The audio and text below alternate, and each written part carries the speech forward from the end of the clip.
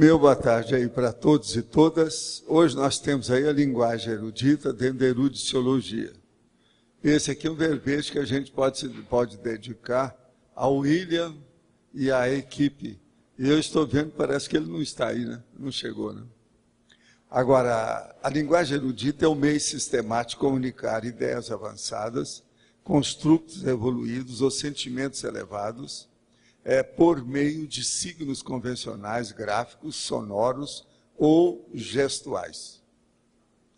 Agora, a linguagem semi-erudita, a erudição minuciosa, o eruditismo, a inevitabilidade da erudição em função da evoluciologia, a permuta compulsória do hermetismo pelo abertismo consciencial, o registro erudito da linguagem, a polimatia, o cultismo, o culteranismo, o coloquialismo como dissertação técnica, as metáforas, as perífrases, os afixos, os jargões, os analogismos, latinismo, helenismo, a utilização contínua de neologismos técnicos, o enciclopedismo, a transdisciplinaridade, a multidisciplinaridade, os centros de excelência em consciencialidade, a cognópsis, a civilizaciologia, a pansofia, a tudologia, a União Internacional dos Escritores da Conscienciologia, a hermenêutica evolutiva, a exegese cosmovisiológica, a holofilosofia. Eu li tudo aí que nós estamos falando na fatologia. Agora, tem uma série de logias, para vocês terem uma ideia, só o detalhismo tem 23 logias. Agora, existe aí também a taxologia, onde nós mostramos 20 vocábulos admissíveis como componentes da linguagem erudita e que são incluídos nos temas e verbetes da enciclopédia da Conscienciologia. Aqui está a opção deles. Você, Rosa, se quiser, pode mudar exegese para exegética, se você achar que é mais conveniente. Agora, no fim, nós falamos, a linguagem erudita é consequência inevitável da evolução da comunicabilidade interconsciencial, desde os vagidos e grunhidos até alcançar o mega clímax transcendental do conscienciês. Você emprega a linguagem erudita nas comunicações? De qual natureza? Em quais universos de manifestações? Eu quero dizer que hoje tem aí uma certa coincidência de números inteiros. Esse verbete é o 1020, tem 4 páginas, tem 50 logias e tem 10 máximos. Agora, tudo isso pode ser. Esses 50 logias, preciso de ver que talvez tenha 51, eu preciso examinar com calma. Eu também já cheguei à conclusão que tem 51. Agora, você, se quiser aumentar, pode aumentar a colegiologia, que faltam só 3, já tem 4 aí. Agora, ó, eu queria aproveitar para dar aqui aos meus, meu setor e departamento de prestação de serviço, né, como eu sempre falo. Hoje eu tenho uma coisa, há uma xepa intelectual lá atrás, com desconto de 50% dos livros, uma boa parte dos livros são novos, agora 100% da arrecadação vai ser para o tertuliário. Quem é aí do tertuliário que está aqui hoje, que é bom saber disso. Está com a Flávia. Ó, entre os 22 livros que a Graça deu, a Graça, tem 6 livros que ela deu aqui, ó, da biblioteca dela particular. Ela deu para ajudar o tertuliário, tá certo? Esses livros vão ser vendidos com 50%. A maioria deles são novos. Olha os livros que tem ali. Michel Foucault e outras coisas mais, ó, vale a pena ver. Agora, ó, 50% é xepa. Aqueles que estão querendo mexer, e isso está bem dentro, por incrível que pareça, do tema de hoje, que é erudição. Tá certo? Linguagem erudita. Agora, ó, eu queria saber, tem gente aí daquela equipe que está estudando a longevidade aí? Tem ninguém? Ah, tem. Tem vocês duas aí que são, não é isso? São as jovens da longevidade, dos idosos. Então, ó, vocês aguentam lá que eu vou falar umas coisas aqui. A Folha de São Paulo trouxe naquele caderno do equilíbrio, agora, de quinta-feira, anteontem, o problema de qual é o segredo da longevidade. A legião de centenários. Como ouvi dos moradores de Vilcabamba, povoado do Equador, que tem 10 vezes mais moradores, com mais de 100 anos, que é a média mundial. Vocês sabem que na década de 60, eu já tinha me preparado para dar um pulo e passar uma temporada em Vilcabamba, que ninguém sabe o que é lá. Eu sou uma pessoa curiosa. Eu quis fazer a pesquisa, mas, na ocasião, apareceram os convites imperdíveis para ir para o exterior, para a Europa. Eu fui embora, passei uma temporada fora, não deu para ir. E depois disso, eu não tive mais ambiente para chegar lá. Eu ia para o Equador, para ficar lá em Vilcabamba uma temporada, para sentir as energias do lugar. Porque todo mundo que já estudou, ninguém falou nada em matéria de energia. Agora lá, ó, é muito interessante porque é uma espécie de um vale no meio de montanha. Olha, ó, o jeito daqui. É isso aqui, ó. Agora, sempre me chamou a atenção o jeito que chamou a atenção desse povo. Um argentino agora escreveu um livro, mesmo não sabe quando é que vão lançar no Brasil. Já está programado, é a editora Planeta que vai lançar. Chama Eterna Juventud, Vivir 120 anos. Mas o lançamento ainda não está marcado quando é que vai sair esse livro.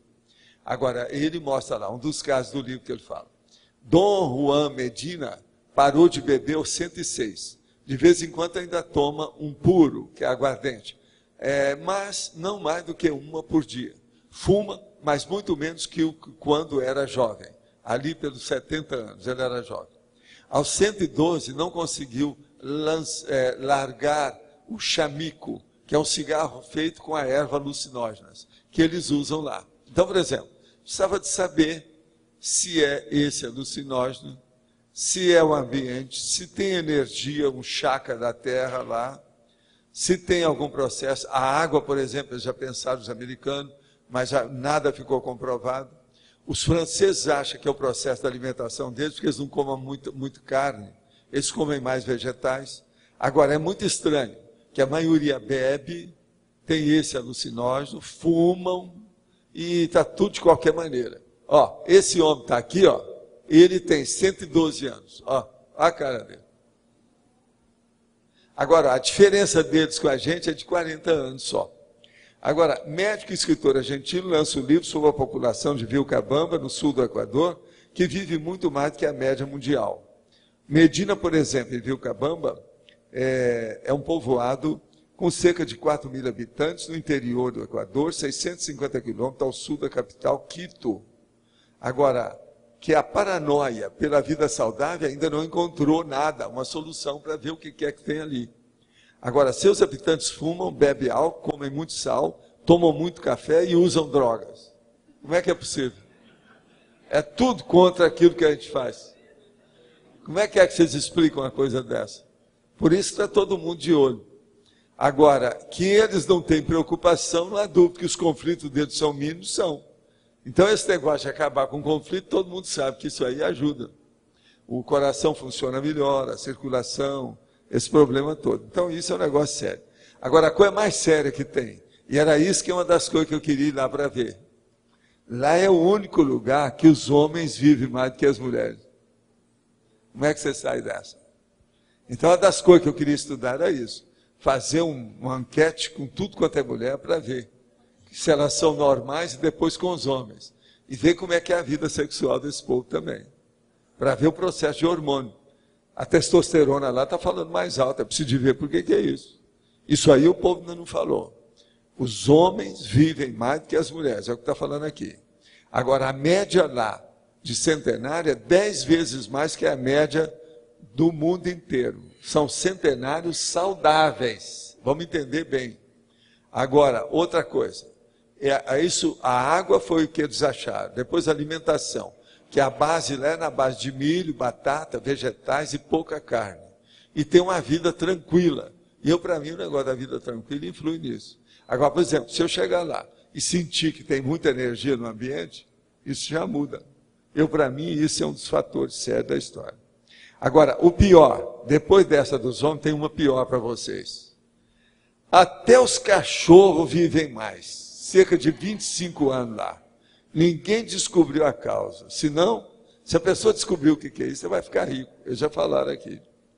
Apenas comer 30% menos do que deveria garante vida mais longa, diz o médico e escritor Ricardo Kohler. Os longevos são sempre gente magrinha. De modo, todos os gordões que tiverem por aí, se preparem já comendo o caixão para encaminhar a situação para a Avenida da Saudade. Porque a maioria do povo, isso eu já sei, isso é internacional. Quem sobrevive muito tempo é tudo mais magro. Agora, a expectativa de vida está ligada a serviço de saúde.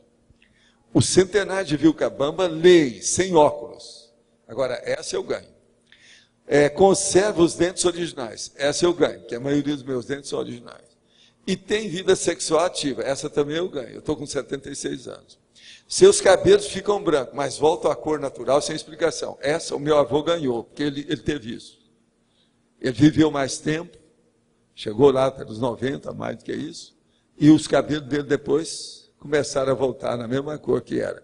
Não foi totalmente preto, mas ficou entre vermelho e preto assim. Voltou. Agora, todo mundo queria saber o que era. Outra coisa, o meu avô era careca.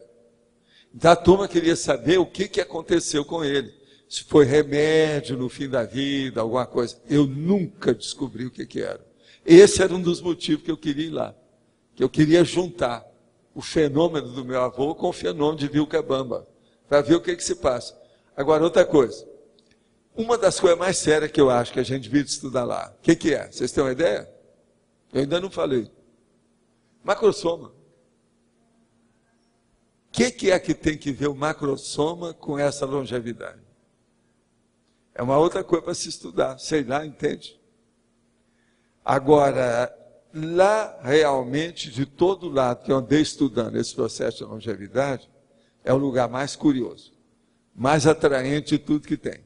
Eu sinto que isso foi uma das pesquisas que eu não consegui fazer na minha vida. Agora, há 40 anos eu já estudava isso aqui. Agora, vocês é bom pegar isso aqui, examinar, e outra coisa, quando sair o livro do Kohler, o argentino, você arranja para mim, viu, Kátia? É da editora Planeta, a gente vai ficar de olho aí. Porque esse aí eu quero ler com calma.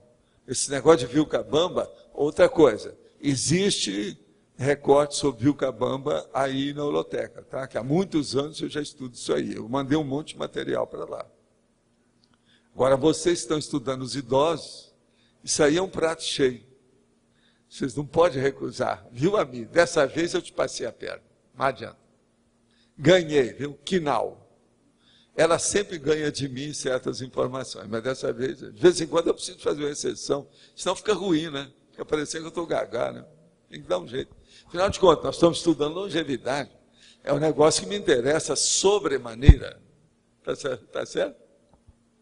Agora, gente, a linguagem erudita.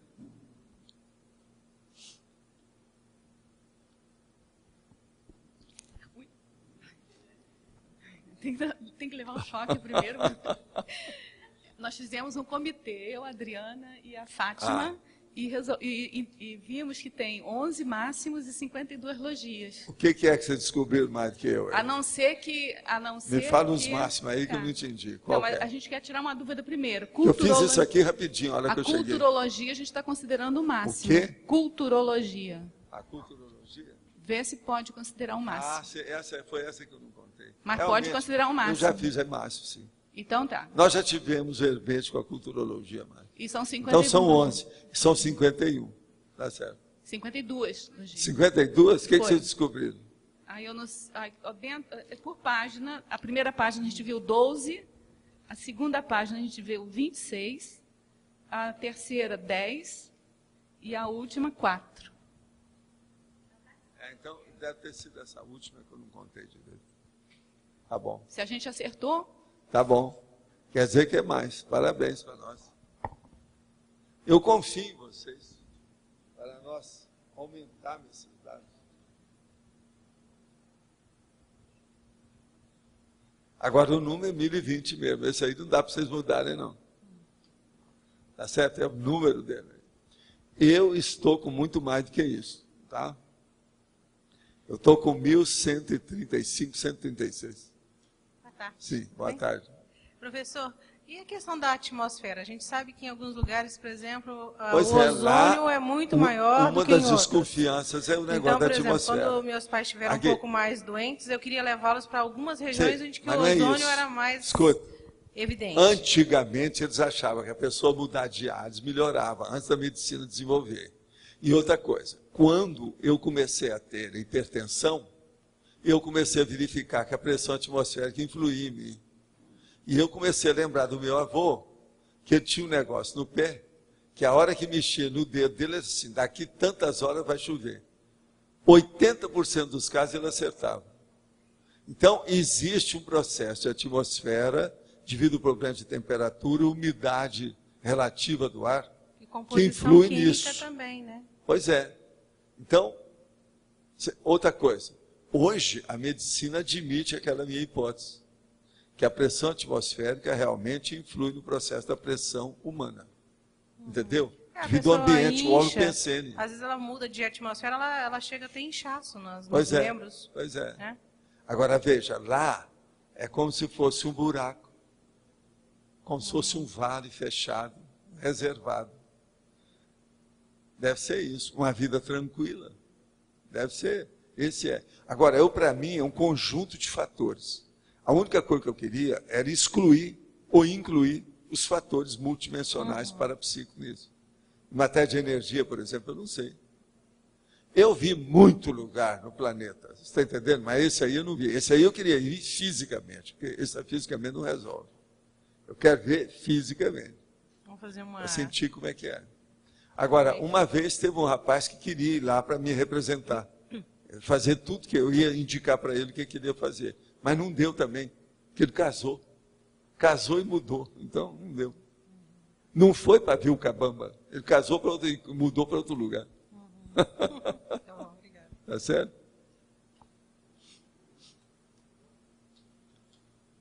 Esses dias eu vi na televisão também uma senhora com mais de 100 anos, fuma, bebe, come carne de porco, faz o diabo, também magrinha, né?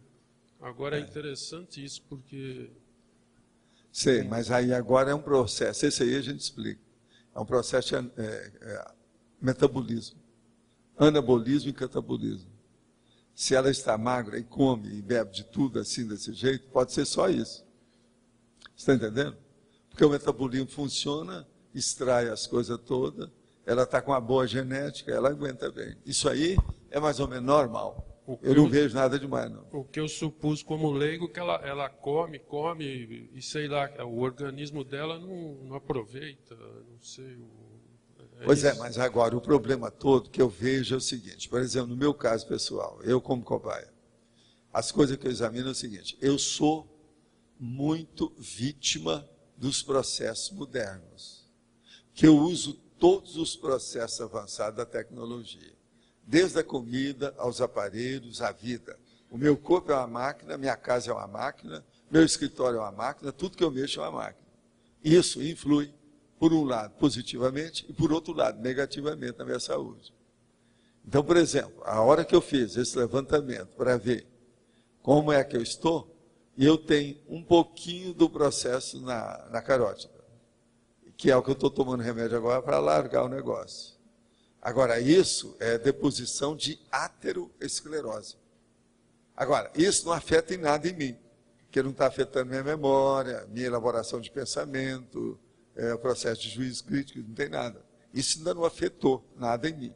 Agora, tem uma coisa, na minha família, por lado da minha mãe, que é o lado do meu avô, esse que eu vivi, muita gente fica com Alzheimer, muita gente com senilidade, entende? Agora, isso tudo, eu também ainda não tenho nenhuma demonstração disso até o momento. Agora, o meu avô, por exemplo, ele foi lá por quase 100 anos, mas ele já estava senil há muito tempo. Durante os últimos anos, mais de uma dezena de anos, ele estava bem senil, bem alterado. Então, o problema da lucidez, no caso, influi. Agora, veja, eu faço isso tudo. Uma vez a Ami chegou para mim e falou assim, nós estamos perdidos, porque você, médico, domina toda a situação. Olha tudo sobre a sua saúde. Você entra nessas coisas todas, tem até câncer na cabeça. Como é que fica com a gente? Em parte ela tem razão, mas agora veja. Eu sou uma pessoa que me exponho demais ao processo moderno. Esse povo de Vilcabamba não tem nada a ver com isso. Eles estão vivendo uma vida primitiva da natureza. Eu procuro compensar a minha natureza. O que é que eu compenso? Por exemplo, vocês têm uma ideia? O que é que eu compenso os processos técnicos? O quê? A casa. Olha lá, ela lembrou. A minha casa afogada na natureza, cheia de inseto, bicho, de tudo quanto é jeito. As árvores que chegam com as frutas na janela. Eu tenho na janela, até na frente da casa, vocês sabem, que tem lá a condessa, entende? Que é a mulher do conde, aquela fruta. Mas essa aí só que tem que ela não é boa. Mas ela está carregadinha. As frutas estão chegando na janela e batendo lá. E, ó, já tem umas desse tamanho. Está vendo? Então, isso tudo é o problema da interação com a natureza que eu procuro para que o asfalto não domine a minha vida. Para que a selva de pedra não me mate. Você está entendendo? E eu acho que é isso que a gente precisa fazer em geral para todo mundo aqui. Eu já vi, por exemplo, tem alguns dos condomínios que eles estão fazendo que está faltando árvore. Precisa de colocar mais verde lá dentro. Isso é a minha opinião. A gente tem que ficar. Nós já viemos para perto da mata de propósito. Eu mesmo, desde o início, quis comprar essa mata. O cara, na ocasião, não quis vender. Mesmo que ela seja não edificante, que a gente vai comprar só para preservar, vale a pena. Que as matas nossas aqui, ó. Ontem nós fomos lá para encontrar com o Marco. A hora que a gente atravessa aqueles 25 quilômetros no meio da mata, é uma coisa impressionante a mata, como é que ela está fechada. Os cipós que tem nessa mata é mais corda do que aqueles dos navios mercantes. Está entendendo? Aquelas cordas que tem. O cipó que tem aí é mais do que aquilo. O tanto de borboletinha que tem durante a noite, mesmo numa noite igual a de ontem, é uma loucura. Agora, nós vimos um par de gaviões, ó, desse tamanho, assim, ó, que pararam e começaram a olhar para a gente lá, a hora que o carro estava passando. Gaviões da mata. Agora, é uma coisa, a natureza aí não é fácil. Uma outra coisa, vocês sabiam que numa dessas explorações lá, aí da mata, lá junto lá do Hotel das Cataratas, um turista se perdeu durante uma semana lá no meio da mata e foi uma maior dificuldade para achar o homem? Vocês sabiam disso? Essas coisas não apareceram muito por aí. Nós ficamos sabendo por causa das excursões que eles fizeram lá. Outra coisa, encontraram o cara todo esfarrapado, picado de mosquito de tudo quanto é jeito, mas sobrevivendo em alto nível. Ele comeu tudo que ele achou na mata para poder sobreviver. Agora, veja, eu falei, ele era um boboca, porque tem certas coisas que é fácil de achar, não é tão difícil assim. Mas ele estava desorientado, né? Desou. Se perdeu uma semana. De modo, Arlindo, eu quero te falar, tá? Cuidado, viu? Agora, essa senhora, inclusive um médico ali, deu opinião na hora, perto dela, foi esses dias aí na Globo até. Aí disse que o organismo dela é excepcional.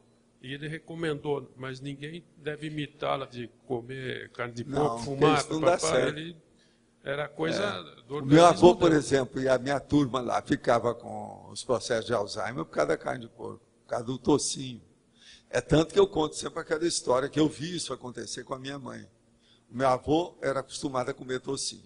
Então, a hora que ele chegou lá pelos 60 e tantos, eles começaram a dar para ele a batata do mesmo modo do tocinho. Tirava a casca, aquele negócio todo, e cozinhava. E dava para ele. E ele falava, ei, tocinho gostoso. E comia. Ele morreu comendo tocinho gostoso, que era batata. Entendendo? Que era o jeito para tapear, porque ele era acostumado com tocinho. E lá era comum isso mesmo. Na minha infância a gente tinha mais, era carne de porco. Era mais do que galinha. Agora você citou a questão do... Esse pessoal lá do Equador pode ser macrosoma influenciado? Não, eu não sei nada. Mas são as hipóteses que eu levanto. Pode ser. Aqui, a energia, macrosoma, o chakra da Terra, por que não? Tudo isso, só esses três são parapsíquicos. A gente tem que examinar isso. Agora, outra coisa, eu quero ver como é que é o ambiente em si. O holopensene. Isso é muito importante. Sabe lá, se alguém teve lá, um serenão viveu lá uma temporada, há muito tempo e deixou as coisas arrumadas do jeito que eles arrumaram o cérebro da gente, pode ter arrumado um ambiente, um holopensene E esse físico. pessoal ser magro também. Todos que eu vejo centenários que aparecem na televisão, nisso, naquilo, são magros. São magros. Isso Agora, aí- o que é importante é que lá já teve muita gente, ainda tem ainda com 120 anos. Agora, o caminho disso vai ser aquilo que eu falei, não é só 150 não. Nós vamos poder viver até 250, eu acho, a biologia permite isso. Eu falava isso há muitos anos, hoje já tem uma escola que já admite isso. E se falou do 250. hormônio, 150 muita gente admitiu há muito tempo. o hormônio também influencia. Eu acho que o hormônio é uma coisa muito séria, porque o hormônio, ele cria ou envia, quer dizer, ele mata. Por isso que mexer com esse negócio de tireoide é preciso ter muito cuidado. Qualquer coisa de reposição hormonal na menopausa da mulher, é preciso ter muito cuidado. Tudo que diz respeito ao hormônio é problemático. Eu sempre achei isso. E hoje ainda não tem uma saída para isso. A gente tem que ponderar isso aí. Tá certo? E desse- Agora, por exemplo, eu quero ver nesse livro desse Kohler, do argentino, o que ele está falando sobre o sexo lá, como é que é. Para ver como é que é a situação. Mas, Por exemplo, o número de filhos, o planejamento familiar, isso aí é importante. Por exemplo, se lá tem pouca gente que nasce, deve ter algum processo, então, hormonal com processo sexual. Sabe de Deus por quê? Todos esses fatores também, o contrário tem que ser lembrado. Agora, gente, em matéria de pesquisa humana, biológica, isso aí é o máximo. Eu sempre achei, foi isso aí, uma das coisas que eu queria fazer quando eu telefonei para o nosso amigo lá, sabe, o grandão lá da física, o brasileiro. E ele falou, Val, não entra nisso não, você está muito mais avançado, isso aí não é seu caminho. Deixa que eles vão brigar com você de tudo quanto é jeito, você tem umas ideias muito avançadas. Isso foi o nosso amigo. Pelo telefone ele me deu conta. Agora, veja, eu estava disposto, eu estava com dinheiro, com disposição, comecei a fazer as minhas pesquisas para o exterior. Então, eu telefonei para ele e falei assim, me dá um palpite. Eu estou falando do César Lattes, gente, que ele me ajudou na opção de coisa. Eu pedi para ele, o homem era uma cabeça. Eles falaram até que ele estava doido, mas o homem era um gênio.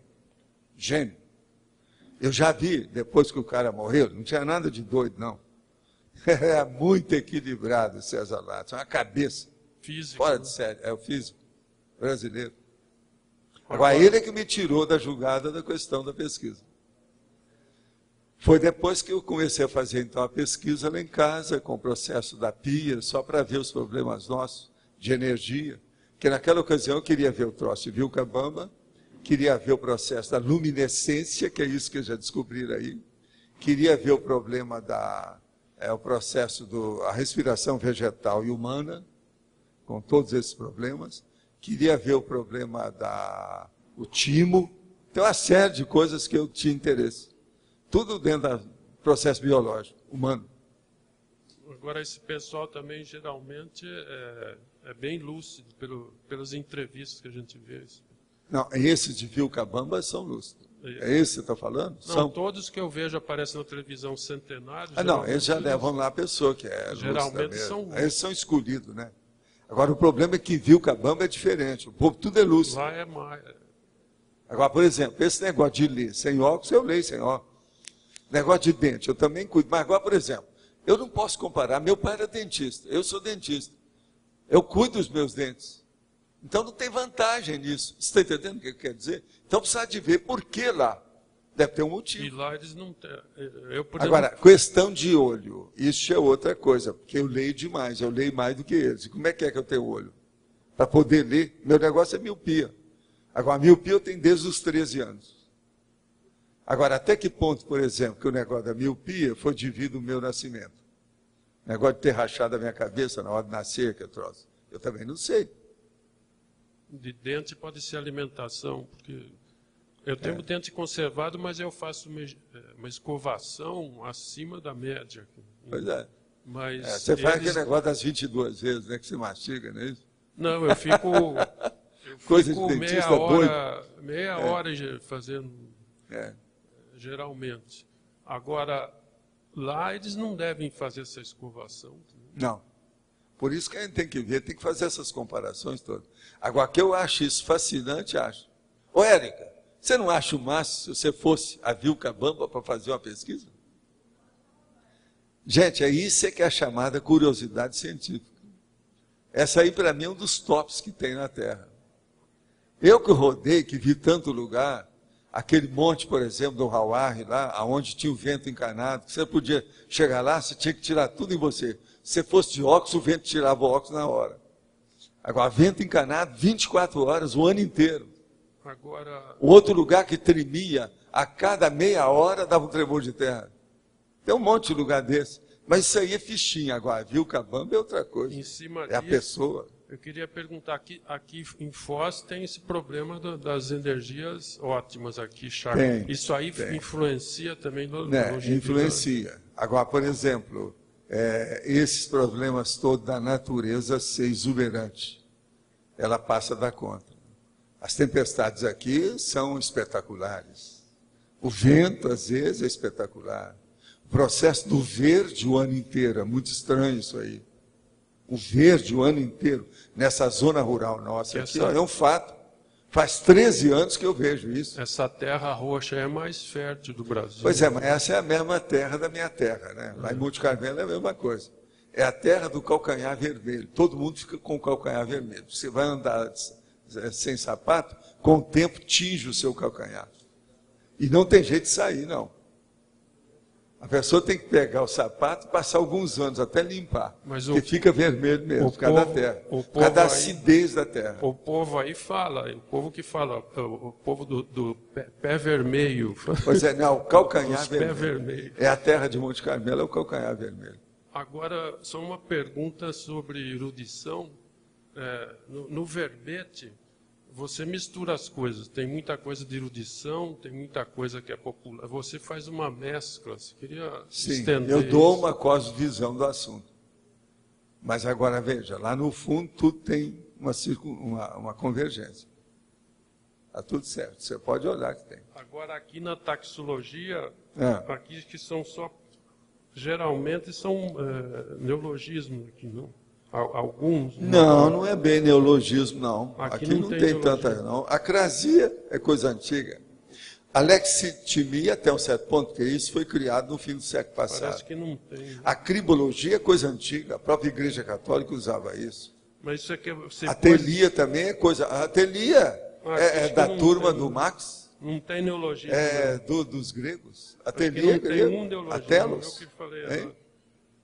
Agora, etologia também é coisa Mas grega. são todas frases, palavras eruditas. Energima é coisa muito antiga. Mas você deu como exemplo de palavras eruditas aqui. Tudo. Agora, ó, aqui tem mais termo que a gente poderia colocar. Como é que é aquela do portão lá da entrada? Hein? Essa não tem, ó. Poterna, não Aqui tem. dá para pôr um monte. Agora, ó, vê se você pede para a turma, para a gente ampliar isso aqui, que são nomes, que é bom a gente chamar a atenção. Não tem neologismo, não, eu me enganei. Tá certo. Poterna não tem, não. Ó. Acho que não tem um neologismo aqui. Parece. Não, neologismo tem. Tem, qual é? Tem. Alexithymia. Alexithymia. Esse foi criado na última quartel do século XX. Mas a Eu maior- sei, a que grande eu maioria estudei isso não mais. é, né? Hein? A grande maioria não é neologismo. Não. Orismologia mesmo é antigo, polimatia é antigo, protimia é antigo, ontologia é antigo, noção é coisa, inclusive, do direito. Não tem muita coisa mesmo, não. Mas isso... Aqui, talvez mesmo, é alexithymia. O mais tudo já tem cabelo branco. Já é de idade. Mas você pegou... Não, eu peguei as aquilo principais, assim, porque que tem um são monte, da né? linguagem erudita nossa, né, que nós usamos. Agora, essa linguagem erudita aí é usada numa série de linhas científicas, né? Não é só a gente. Então, ok. Obrigado. É isso? Tá ok? Mas então, Jarbas, o que é que tu contas? Bom, eu queria saber como que faz a dosagem assim, didática entre a linguagem erudita e o coloquialismo didático na divulgação científica. Não na criação do... Olha, a minha técnica que eu uso, eu tenho uma que eu andei estudando isso muito desde a época do ginásio lá com o chefe lá, que tinha, o meu professor de português, tinha um livro. Tinha mais de um livro. E ele tinha um processo na perna. Então ele escrevia muito, mas era uma cabeça. Agora, tem até livro dele aí na holoteca. Agora, veja, foi ele que escreveu um livro de polêmica para falar sobre maquinário ou maquinaria. O que era o correto? Você vê, escreveu um livro só sobre isso. O homem era uma cabeça. Agora, através dele, então, porque eu divido a perna dele, de vez em quando eu frequentava a casa dele e conversava, porque eu era da administração, era a coisa mais fácil fazer amizade com os professores, entende? E esse foi meu professor durante alguns anos. Agora, o que é que se passa com ele? Eu, então, falei com ele assim, eu quero fazer esse casamento entre a linguagem popular e a linguagem culta, é a chamada erudita ou semi-erudita. Agora, ele então virou para mim e falou assim, olha, você sabe, eu particularmente, eu sou mais purista. Eu sou contra a gíria, sou contra isso tudo. Mas agora, se você quiser colocar, a primeira coisa que você tem que fazer é o jargão técnico. Em vez da gíria grossa, você usa o jargão daquela linha de pensamento que você às vezes está abordando. Então, com isso, você pode usar, porque o jargão, a rigor, ele é um coloquialismo técnico, se você for pensar. Mas agora veja, a orismologia já é outra coisa. Foi com ele a primeira vez que eu escutei a palavra orismologia, que a maioria até dos cientistas não sabe o que é isso. Quer dizer, a orismologia, a meu ver aqui, é um dos ápices do processo de erudição e polimatia que nós usamos. Que a maioria das pessoas nunca ouviram falar nisso. E é uma vergonha, por quê? É o estudo mais técnico que tem da terminologia, da nomenclatura, da onomástica. Você está entendendo? Tem que entrar a orismologia nisso. Você viu, né, Antônio? Olha, de lá para cá, desde que você está estudando aí comigo, você não vê muita coisa falando em orismologia. O povo não entende isso. Não acho. Eles não sabem o que é. Agora, veja, isso é antigo. E outra coisa, o prefixo orismo já é antigo também. Esse negócio já vem de muito longe. Então, no meu caso, eu depois que estudei isso lá com o professor, eu comecei a usar as coisas. Eu fazia artigo, colocava a palavra de gíria do jargão, junto com as palavras técnicas, traduzia aquilo. Hoje eu faço isso muito mais. Eu ponho a gíria mesmo, ponho o jargão, ponho a orismologia, ponho a nomenclatura, ponho a terminologia. Entende? O ideal, então, A nomenclatura é a hora que você usa uma série de termos da terminologia, mas eles têm sequência e parentesco uns com os outros. Então eles criam uma reação em cadeia das mesmas ideias. É como se fosse uma literação feita por afixo, sufixo, prefixo. Uma literação, entendeu? é o máximo. Então, é isso que eu faço. Agora, você querendo observar, veja bem como é que eu faço certos tipos de numerologia. Você vai ver, então, esse jogo do processo. Você sabe que eu tenho mania do problema de comunicação detalhista. E eu já levei isso ao máximo que eu posso. A minha vida inteira, eu já era menino, era assim. Eu li o Tico-Tico já com essa ideia. Outra coisa, você há de ver, eram as cartas as que eu fazia com 5, 6 anos, que a dona Aristina, a minha mãe, observava e não podia corrigir, porque estava perfeito. Por isso que ela me chamou, que eu era um epistológrafo. Agora, o que se passa? Quem fazia os pedidos de reembolso postal era eu. Eu fazia para um monte de amigos meus, inclusive para minha mãe e para mim. Porque naquela ocasião, o que havia mais, era tudo na base de carta. Você tinha que fazer uma carta pedindo pelo reembolso postal. Você já viu falar o que é reembolso postal? Agora, o meu reembolso, os pedidos que eram, eu fazia fórmulas que eram inatacáveis. Não tinha jeito. Não precisava de retificar nada. Então ela me chamou, você é um epistológrafo. Poderia dar um exemplo de jargão técnico da Conscienciologia? Nós temos uma série deles, né? O Antônio mesmo já mexe com essas coisas há muito tempo, tem uma série deles. Mas, por exemplo, o próprio tenepsista. com tudo que diz respeito disso. Ofiexista. Já entendi. Isso é jargão muito sério. Agora, só pensene, todos esses que nós usamos, não tem uma porção aí? Só dentro da pensenologia tem uma série deles. Eu, atualmente, eu estou distribuindo os tipos de pensenes e pensenidade nesses aqui. Esse aqui não tem muito, não. Está só ortopensenes e cognopensenes. Mas eu, às vezes, estou pondo até 6, Então, para clarear. O ideal é colocar o jargão técnico e depois destrinchar esse jargão. Destrinchar, você traduzir aquilo, porque assim você atinge aquela pessoa que está chegando agora e atinge o veterano que já conhece tudo, que já está culto Faz a listagem sobre horizontal. a conscienciologia. Faz uma listagem horizontal. Com Certo. isso você atende entende, a galera inteira. Mas nunca deixar de usar o técnico de Nunca saída. deixar e nunca abrir mão disso. E outra coisa, nunca se impressionar se o povo não for te entender. Se você traduziu, eles não vão entender porque tem preguiça de ler. Porque se for ler, eles acabam entendendo. Por exemplo, tem gente que às vezes fazem crítica às minhas definições, mas eles não leram tudo. Então o cara cobra de uma definição que ele viu que está faltando alguma coisa, mas é que aquela outra coisa, eu já tenho outra definição para ela, no outro sentido. A minha ampliação é maior do que aquilo que ele pediu, mas ele não leu tudo. Então, é perigoso fazer uma crítica sobre as definições que eu faço. É bom examinar tudo que tem. Agora, vocês, todos interessados, vão poder fazer isso dentro de uma semana, devido ao DVD que vai ser lançado com os 1000 verbetes. É só colocar o Find para encontrar e procurar as palavras, o que tem, vocês vão ver tudo.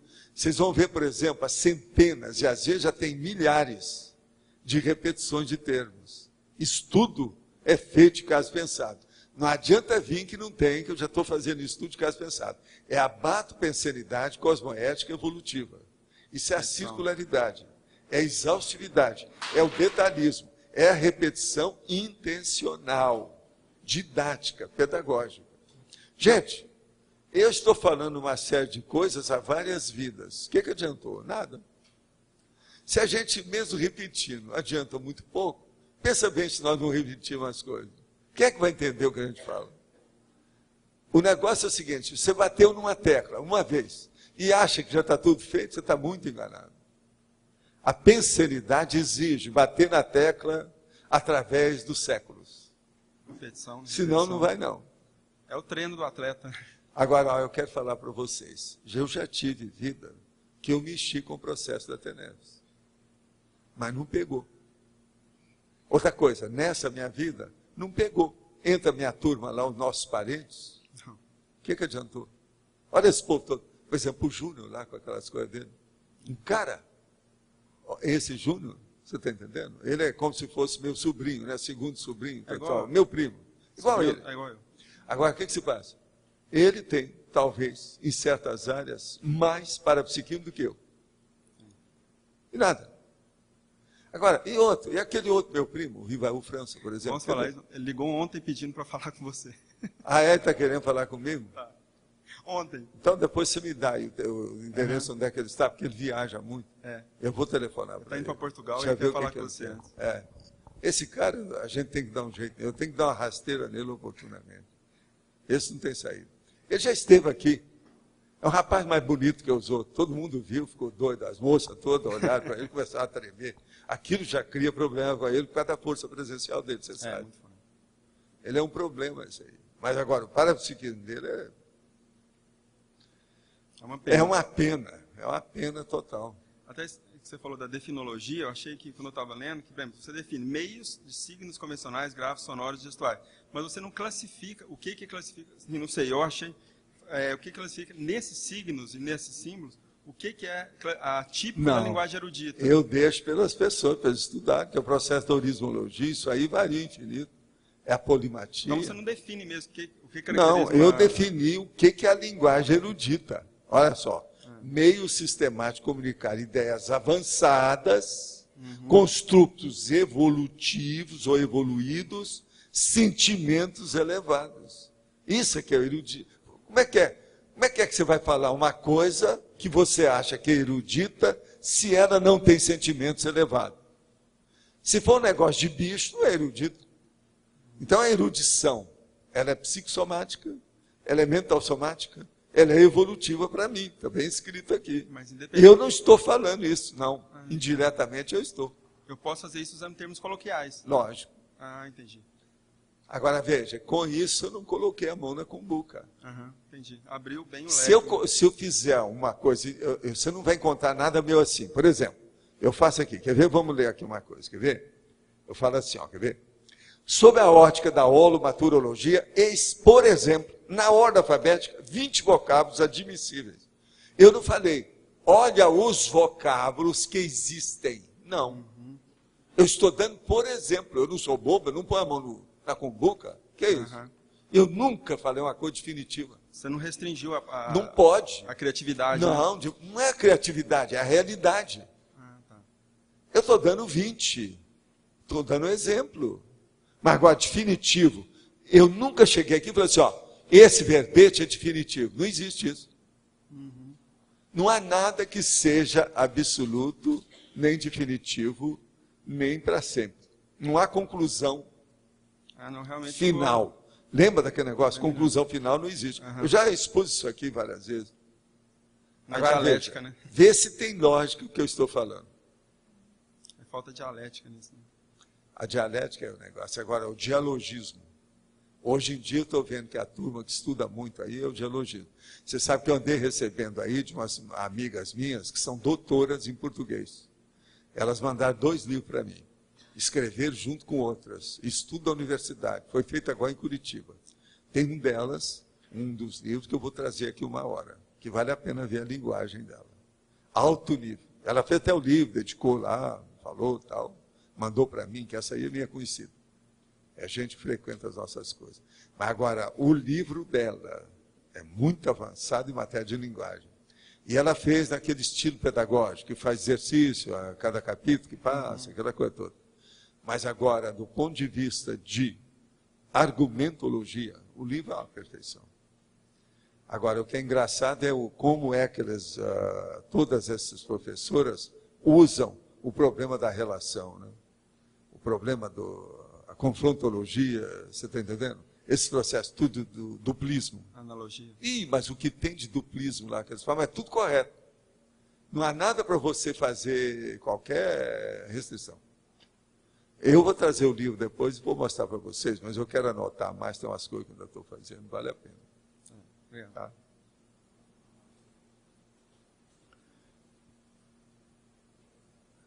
Eu vou chegar lá. Ela está me avisando que já tem só 17 perguntas de Tertuliano para ser respondida. Ela está afobada. Você quer água? O que nós vamos fazer? Vamos em frente. Agora, ó, uma hora você junta o total, coloca aí nos machos de vocês, quantas pessoas vêm aqui junto com o total de perguntas de fora. Pois é, mas olha o total. Está entendendo? Isso aí eu quero saber, porque uma boa parte desses dias aí, eu estou achando que passa de 30 o total que eu estou respondendo. 30 em 2 horas, com toda a exposição que eu faço, já é um bom nível. Que era isso que eu queria alcançar no início, quando eu falei lá. Com 2 horas. Agora, vocês já viram que eu, às vezes, sou muito apressadinho mesmo em certas respostas, para não perder tempo, porque senão não dá para fazer as outras. É o que eu procuro expor aqui, porque eu não vejo outro jeito. Se um dia vocês verem aí, ô Rosa, você lá, o Adriano, a Kátia, se vê que eu estou muito apressado, fala para mim, ó, menos, do jeito que ela fala, ó. Mas fala lá, Alexandre, você manda. Boa tarde, professor. Aqui na página 13, na neossinapsologia, né, que o senhor fala o estímulo técnico, o estimulador das neossinapses do leitor ou leitora. Eu queria que o senhor fizesse uma correlação, se possível, né, desse tema com a questão das parasinapses, a paracerebrologia, em relação à paragenética. O caso todo é o seguinte, não adianta fazer, Alexandre, só com esse tema, não. Olha o meu estilo, a estilística que nós usamos na Enciclopédia da Conscienciologia. Certo. Ela foi feita para criar neossinapses. Observe. Agora, por quê? Porque nós falamos demais multidimensionalidade, extrafisicalidade, parapsiquismo e colocamos os nomes dos bois. nome na fenomenologia, explicitamos o conteúdo dos fenômenos e explicitamos também a nomenclatura disso.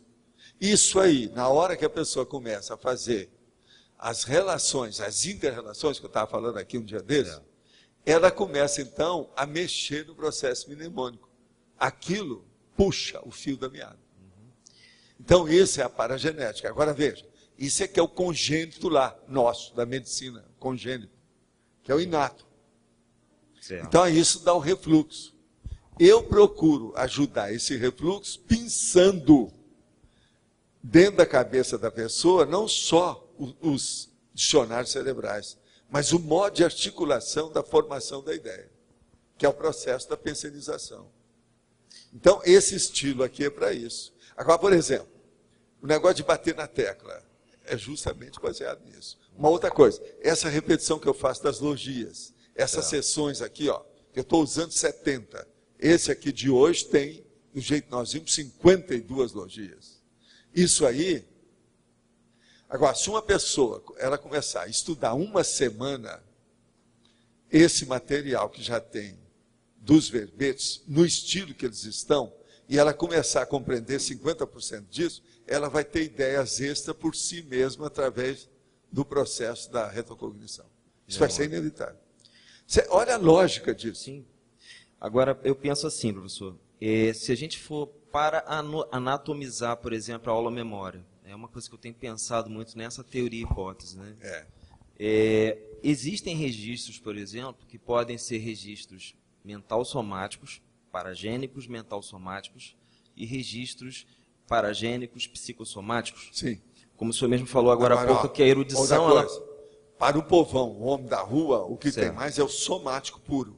Somático, sim. Você tem que partir disso. Uhum. Então, a pessoa que chegou aqui, se ela teve uma infância difícil, ela vai ter muito somático puro em cima dela. Entende? E, em segundo lugar, ela vai ter o psicossomático também muito forte. Então, o mental somático vai ficar pequeno. Outra coisa, se ela nasceu na zona rural e trabalhou como operário, ela é mais braçal ou pernal, como eu chamo. O problema intelectual, que é o cortical, vai demorar. Que esse povo de Vilcabamba é tudo pernal ou braçal. Eles são pouco intelectuais. Por isso que eles não têm preocupação, não há conflito. Que o processo todo do conflito é a pessoa que pensa mais. É o problema da erudição, é o processo da intelectualidade. Está entendendo? Esse é muito mais. Que a pessoa começa a fazer perquirição, que é a conscienciometria lá da Flávia, com a situação cônscia, etc. A cônscia. Mas, por exemplo, na história da erudição, propriamente dito, né? A gente sabe que tem cientista, por exemplo, como Pasteur mesmo, foi um cientista que estudou muito, pesquisou muito, né? E ele era um temperamento difícil. Dificílimo, é. E aí eu percebo, quando eu leio a biografia do Pasteur, o seguinte, que ele tem uma matriz epistemológica, até de erudição, uma certa erudição, dentro de uma área específica, né? E que é uma coisa muito fechada, uma coisa muito obtusa, né? Muito obscura às vezes. E aí eu pergunto ao senhor, isso é uma matriz epistemológica. Essa matriz que está registrada na paragenética de um cientista convencional como esse, ela no decorrer do processo evolutivo, até como o senhor citou aqui que as palavras evoluem, né? E a palavra eu vejo que é uma síntese do holopensene também da pessoa, isso é um registro paragênico. É um desequilíbrio paragênico que mexe com a parafisiologia do lossoma, né? Então seria uma parafisiopatologia. Agora, existem uns negócios que a gente tem que estudar. Existe um camarada que estudou em Lambarene, na África, a turma dos anseníase, da anseníase, os ancenianos, os leprosos. Esse cara foi muito falado durante muito tempo. Você sabe o nome dele, né? É um cara internacional, teve muitos prêmios. Ele trabalhou com essas coisas todas na África, mas ele também tinha um temperamento muito difícil. Entende? Igual o caso do Pasteur. Agora, aqui perto de nós, tem um cientista que veio da Europa e que trabalhou no Paraguai. Como é que é o nome dele? Bertone. Esse cara, por exemplo, ele divide ter um temperamento fora de série. Por quê? Ele mesmo fazia as prensas para imprimir os artigos dele para mandar para as revistas. Isso é uma coisa absurda. Eu vi o material dele. Quando eu vim para cá, ainda tinha o material dele todo lá no Paraguai. Nós fomos lá, eu fui lá, examinei, fiz pesquisa, vi de perto, examinei as coisas todas. Foi aí que eles começaram a fazer mais. A gente incentivou para fazer hoje essas expedições, esse negócio todo de turismo que tem para ir lá ver o caso do Bertone. Mas até hoje eles pegaram o material que estava aí e levaram para Assunção. Mas muita coisa aí eles não fizeram nada. Lá devia de ter uma base dele, não foi feita. Agora veja, esse homem, ele tinha uma erudição dentro das coisas que ele fazia de fechar o comércio. E a paciência dele. Uma loucura no meio dessa bicharia toda, dos mosquitos aí. Então, que força que esse cara não tinha. Entende? Então, são coisas que nós temos que estudar dentro do seu processo da paragenética. A paragenética do Bertone deve ser uma coisa, é um absurdo para ver o que esse homem fez, sozinho, no meio do mato. Como é que fica? Entende? Tem muito mérito nisso aí. Certo. Então, precisa saber esse negócio da linguagem, o nível de erudição. Agora, por exemplo, essas pesquisas que estão sendo feitas, por exemplo, aqueles livros do professor Hernani Guimarães, que ele fala Sim. sobre o psiátomo, né? Que eu tenho lido muito, tenho pesquisado muito nessa área e tenho visto uma correlação muito importante, por exemplo, das psipartículas, né? Em relação às percepções, não só as percepções retromnemônicas, mas as parapercepções extrafísicas, e as partículas que são as decodificadoras, que são o que ele chama de intelecton, né? Intelecton. São essas partículas que Agora, seriam... tem vários que andaram estudando, não foi só o Hernani, não. Ele caminhou com a coisa, a gente mesmo incentivou muito para ele fazer isso. Mas o senhor acha que tem fundamento essas bases até científicas? um certo ponto, isso aí, cedo ou tarde, vai ter que dar nome para tudo isso. Certo. Está entendendo? Isso não tem jeito. Mas agora, o problema nosso é que eu, no meu caso, eu falava isso para ele, Hernani, segue por aí. Eu tenho que seguir para ter uma visão panorâmica da coisa, para a gente ver aonde nós vamos. Certo. Agora, ele não, ele já estava lá, igual na ciência convencional, específico, dentro da especialidade. Entende? Agora, o que eu quero é ver a coisa grande. Por exemplo, como é que é? É preciso a gente estudar tudo isso aí e ver também o para-microchip. Isso. Como é que fica no macrosoma? Como é que fica na paragenética? Agora, ele dá mesmo, o Hernani já usava aquela orientação, que já vem de muito tempo isso, em outras áreas de trabalho, inclusive de seitas e filosofia, tudo isso. Que é o problema que o elemento ou corpo, ou fator organizador do corpo humano é o psicossoma, que ele chamava lá de perispírito, né, o negócio. Isso é um fato. A base é essa. Agora, o problema é que tem uma ligação, que é a energia, que a gente chama hoje de energossoma. Então, essas coisas não podem ser esquecidas. Agora, veja, partícula é um negócio que ainda vão descobrir muita coisa por aí. Não só na física, como fora. Quando eles começaram com esse negócio de partícula, eu falei assim, isso aí vai longe. Daqui a alguns séculos ainda estão descobrindo partícula nova. É igualzinho estrela, é igualzinho planeta. Cada mês, se tiver mais óculos, eles vão ver mais gente, mais coisa. Tem muito por aí afora. Partícula é a mesma coisa. E assim, no aspecto até vivencial, né, até para corroborar o que eu estou falando, assim, um período que eu estava estudando mais essa parte de campo eletromagnético, eu ainda estou estudando muito isso, foram os períodos que eu tive na minha vivência profissional diária, algumas gestantes com abortamento por problemas cromossômicos, né? Então, eu até anotei essa vivência, tenho anotado algumas vivências desse tipo. Vale a pena. Porque eu acho que existe uma correlação, eu estou vendo uma sincronicidade. Por exemplo, o Hernani também andou estudando, a gente mesmo falou muito com ele, porque você sabe, eu conheci o Hernani a vida inteira, uma opção de coisa, a gente trocava chumbo. Eu mesmo dei aparelho para o instituto dele, para ver no escuro, os troços todos, aquele negócio todo infravermelho. Agora, o que é que se passa na história? Existe uma série de considerações que a gente tem que levar aí a efeito, levar à frente para ver, que são os detalhes do processo da próprio renascimento. O problema da genética, isso que eu estou estudando, vai ajudar muito. Mas ainda não é tudo, não. Tem muito mais coisa atrás disso, por causa da paragenética. E agora, como é que se manifesta isso com o tempo? Como é que fica isso? É muita coisa que existe. Em matéria de fenômenos, por exemplo. Então, deve haver partículas disso diferentes. Então, aquilo que eu falo, estou falando isso tudo só para te lembrar uma coisa. Você já viu eu falar muitas vezes, que isso é uma das minhas hipóteses de meio século, que o serenão, por exemplo, ele tem atributos, inclusive mentais, que nós ainda não atingimos. Quer dizer, o cérebro dele, eles ainda não passaram tudo que o cérebro tem, e com a bula, com as instruções de uso para a gente. Pode ser até que o nosso cérebro tenha aquilo que ele tem, mas a gente não sabe usar. Então deve ter conexões que são muito sérias nisso. Então, a hora que começaram a falar de neurotransmissores, eu mesmo falei, isso é o início do princípio do começo. Mas as neosinapses são mais sérias ainda do que isso. Outra coisa, a hora que descobriram, principalmente depois que o Einstein morreu, que eles examinaram o cérebro dele, e descobriram que o negócio não era de neurônios. Neurônio todo mundo tem igual. Agora, o problema são as sinapses. A hora que tem as correlações das sinapses, é que muda a inteligência da pessoa. Então, até que ponto que essas partículas, elas estão justamente na neosinapsologia. Interligando, né? Eu já pensei nessa teoria. Essa aí é que é a minha ideia super antiga. Isso aí vem da década de 50. Eu pensei nessa teoria já, professor. Isso aí é o nosso pensamento. Mas veja, já vão para quase 60 anos, não tem novidade nenhuma até agora. E eu procuro ler aí as coisas todas da neurociência, que eles criaram uma nova ideia, né?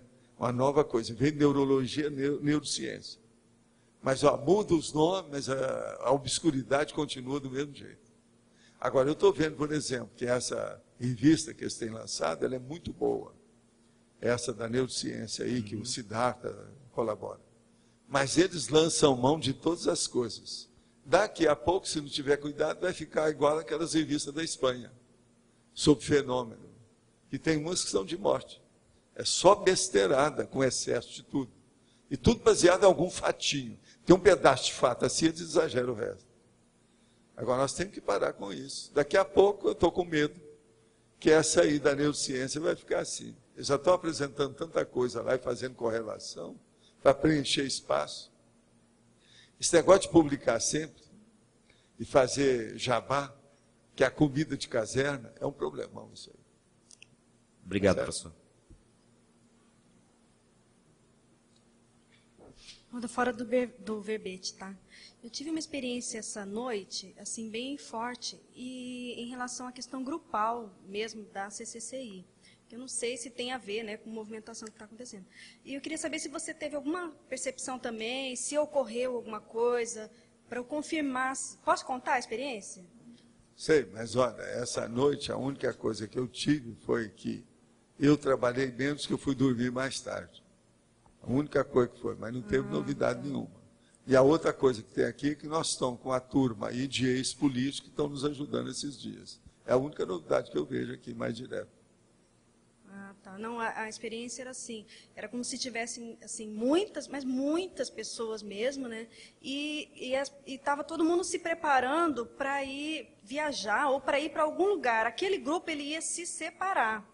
Então as pessoas preparavam malas e que chama era, isso. exatamente. Só que aí, ao mesmo tempo que estava acontecendo, eu estou falando, eu estou sentindo coronochakra. Ao mesmo tempo que estava acontecendo isso, passava uma tela e nessa tela vinham imagens assim que eu nem consigo descrever de tecnologia que tinha ali. E ali mostravam aquele grupo todo mostravam vários grupos pequenos no futuro.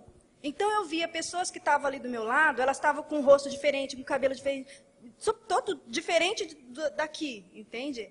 Completamente. Então eu via pessoas mais velhas, mais novas, era como se mostrassem assim, um panorama de como seria aquele movimento que aconteceu ali no futuro, em vários grupos diferentes. Sei, agora, mas foi muito forte. Tem assim. uma pergunta só que eu quero te fazer. Tá.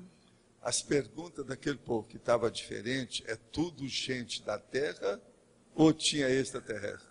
Não, tinha assim, por exemplo, tinha rosto de mulher que parecia branco igual da China, assim, sabe quando elas Não, pintam de branco? eu estou falando eles se tem com coisa, cabelo, se tem coisa exótica, porque aí a mudança do padrão humanoide. não, exótica Que assim às não, vezes era a exótica no diáspora, sentido...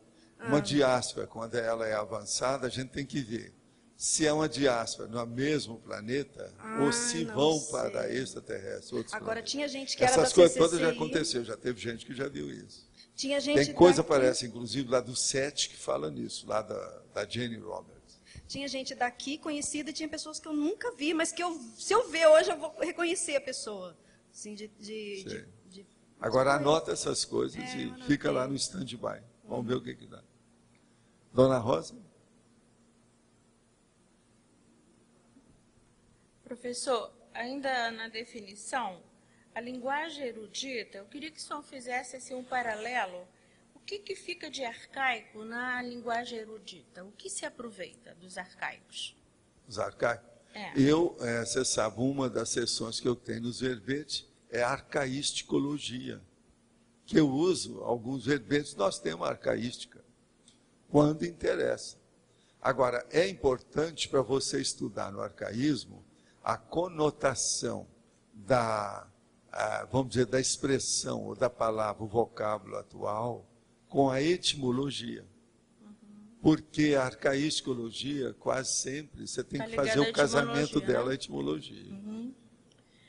Bom, Agora, do ponto de vista da historiografia, a gente tem que estudar isso, senão não pois dá é, certo. porque tem toda uma história da origem. Tem. Então, eu queria ver o seguinte, quando o senhor define aqui na definologia, o senhor coloca signos convencionais, gráficos sonoros ou gestuais. Eu queria também ver o que tem a ver com a linguagem criptada.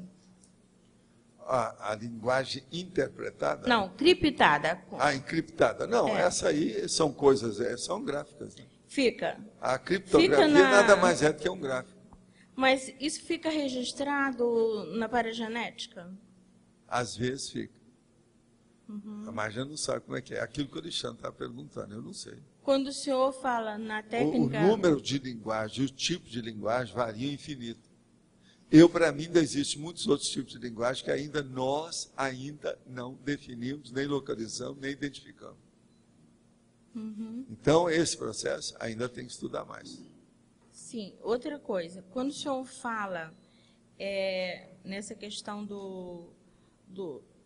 que uma vez o senhor me respondeu, a necessidade de todo o indivíduo, toda a consciência, conhecer bem a linguagem erudita e principalmente a arcaica, né? Que quando se vai fazer assistência em comunex mais atrasadas, mais ou atrasado, atrasadas que ficam bem cada assim, parte histórica. primitivas, né? Que a comunicação só vai ser feita através desse Através tipo de daquilo linguagem. é preciso você entender. Agora, veja, se uma pessoa não viveu aquela época e ela não tem boa rememoração, está danado o problema. Porque isso vai perturbar a telepatia da pessoa. Uma telepatia avançada consegue superar o idioma nativo. Uma telepatia grossa, rudimentar, não consegue. Então, isso aí é sério. Esse é o motivo, por exemplo, que existe consciência que não consegue telepatizar nada. Como também existe consciência que não consegue volitar de modo algum. Isso tudo nós temos que considerar. Então, quando o senhor define aqui linguagem erudita, ela é um composto, né, de todas as linguagens que foram trabalhadas. Esse símbolo que eu estou falando aqui é a simbologia, é o processo dos símbolos também. Está aí dentro.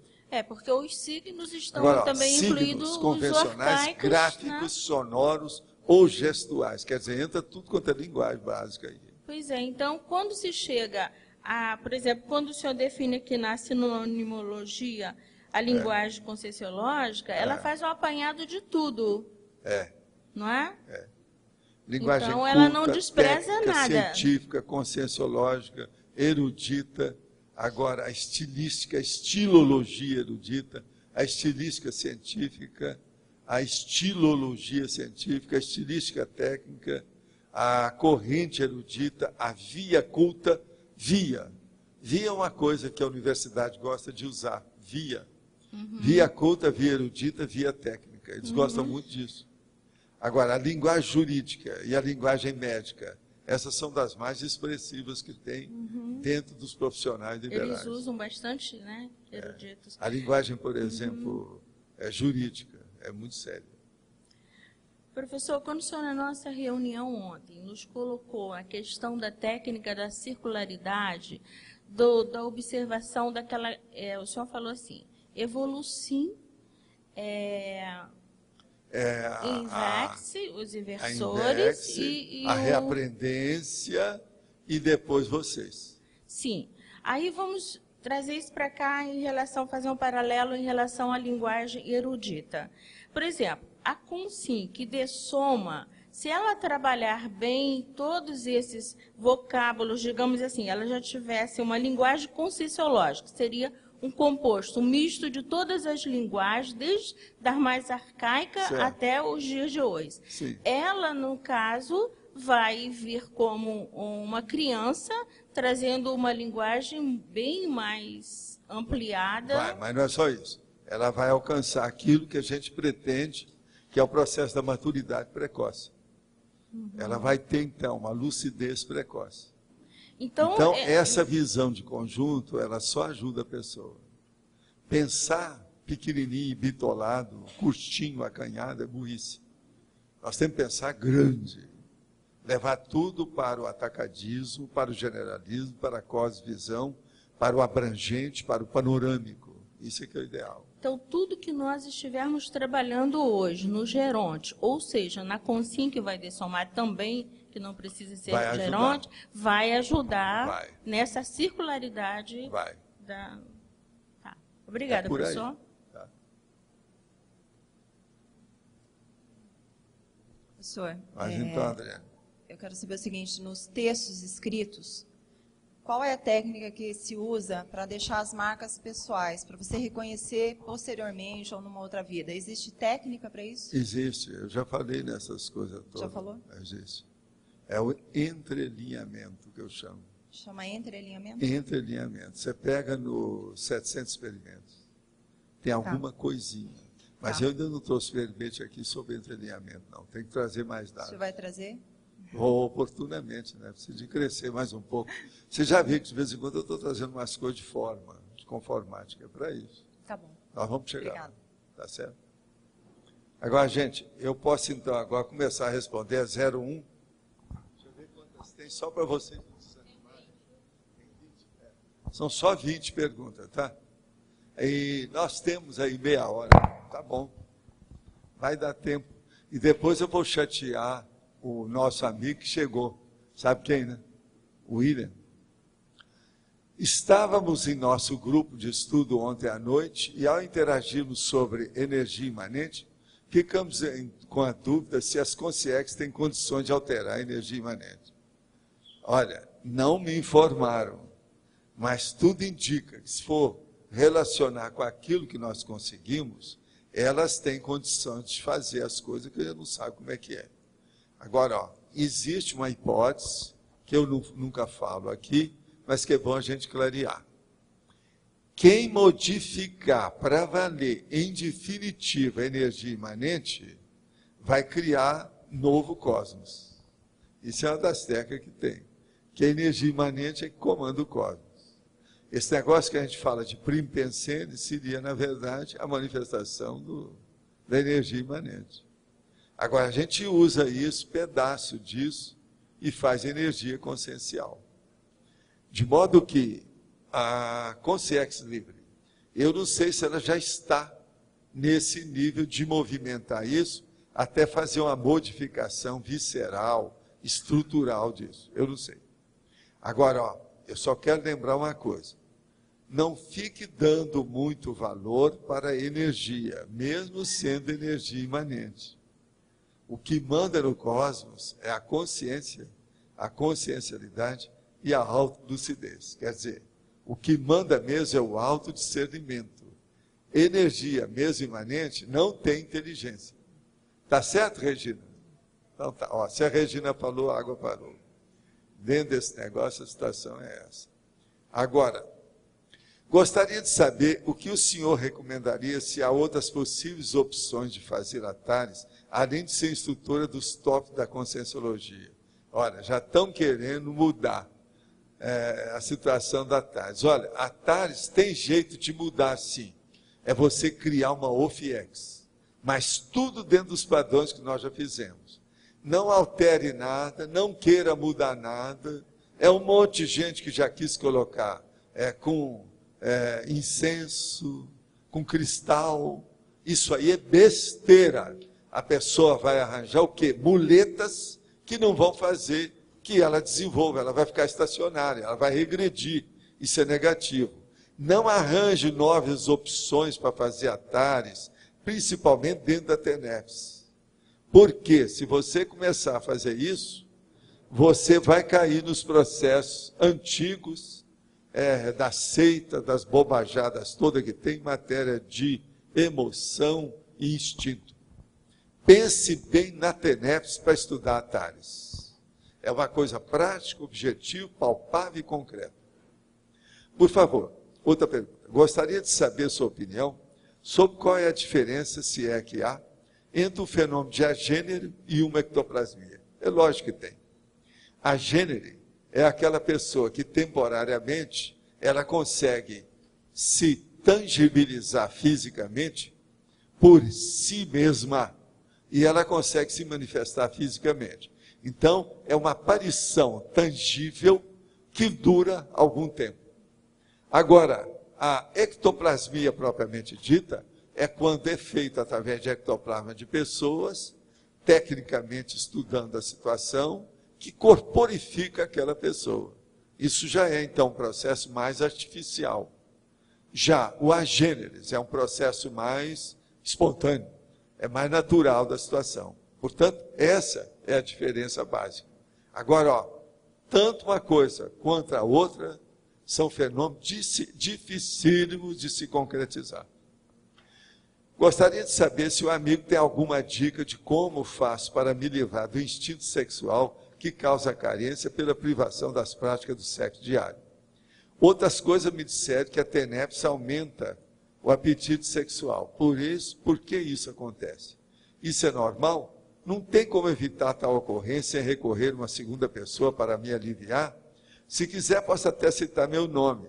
Estou nem aí, daqui a 200 anos isso não fará diferença mesmo. O caso é o seguinte, olha, eu vou falar uma coisa que eu só já falei nos meus cursos de sexologia. Eu então vou abrir o jogo aqui hoje. Isso eu ainda não falei, nenhuma tertúlia, tá? Eu vou te dar, porque essa pessoa precisa, pela situação, eu conheço, eu não vou falar o nome dele, mas é bom. Ele merece, porque ele tem problema no corpo. Então, a coisa é a seguinte, você vai pegar e colocar no seu apartamento ou na sua casa, eu não sei, porque eu nunca fui lá, eu não sei se é casa ou apartamento atualmente onde você mora. E você vai arranjar um bidê. Agora, é o bidê daquele que tem 2 saídas de água. Uma na vertical e outra baixa. Chama-se, no Brasil, às vezes eles gostam de chamar esse bidê de bidê português ou lusitano. Agora, o que se passa? Você vai colocar, esse bidê tem que ter água quente à esquerda e água fria à direita. Você vai sentar pelado em cima do bidê e vai tratar a água para ficar numa temperatura mais quente do que o necessário. Mas não pode queimar as suas partes. Parte que eu estou falando, as partes baixas. Isso foi feito mais para homem, por isso que eu estou te dando a dica. Agora, o que se passa? Você coloca a tampa do bidê até ele encher perto de quase transbordar.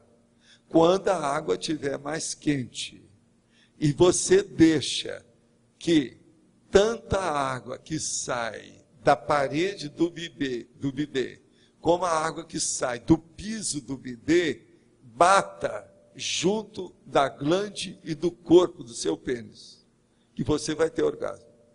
Isso é a masturbação que ninguém precisa, homem nenhum, precisa de ter fantasia sexual. A água faz o sexo oral no homem. Agora, ó, se você não entender, tá danado. A gente tem que conversar de novo para ver como é que é. Faça a experiência quando você puder e depois você vê o que faltou. Veja bem, a água tem que tapar o seu pênis. Você vai afogar o pênis. Veja bem como é que é. Agora, ó, não tem jeito. A água, do jeito que eu estou falando, ela faz... Você está entendendo? Você sabe o nome disso, como é que é. Ela faz o sexo oral no homem. E não precisa, você não precisa estar pensando em mulher nenhuma, não precisa de nada. A água vai levar você a um orgasmo. Não tem saída. Essa é a masturbação mais elevada que tem de todos os tempos. Uma outra coisa. Eu vi essas coisas estudando o processo da sexologia com gente que tinha muita fantasia sexual com assédio.